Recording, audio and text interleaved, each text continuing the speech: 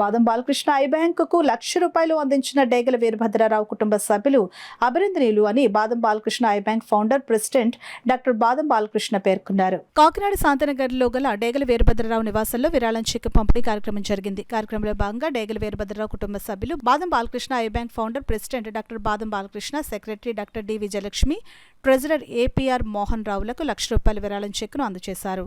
సందర్భంగా డాక్టర్ బాదం బాలకృష్ణ మాట్లాడుతూ కార్నియల్ అందుల జీవితాల్లో వెలుగులు నింపుతున్న బాదం బాలకృష్ణ ఐ బ్యాంకు విరాళం అందించిన డేగల వీరభద్రరావు కుటుంబ సభ్యులు అభినందనీయులు అని అన్నారు.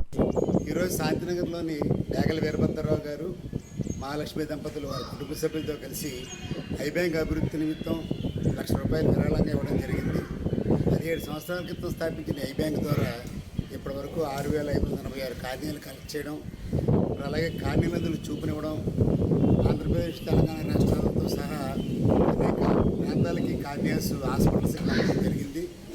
మరి వీరభద్రరావు గారు ఈ ఐ బ్యాంక్ చేస్తున్న సేవలను గుర్తించి ఈ మధ్యనే వారి 75వ పుట్టినరోజు కూడా జరుపుకోవడం జరిగింది. ఆ సందర్భంగా అయితేనేమి ఐ బ్యాంక్ సేవలను గుర్తించి ఈ యొక్క కార్యక్రమం చేశారు. ప్రజలందరూ నేను కోరేది ఏంటంటే నేత్రదానం గురించి అవగాహన ఏర్పరచుకోండి.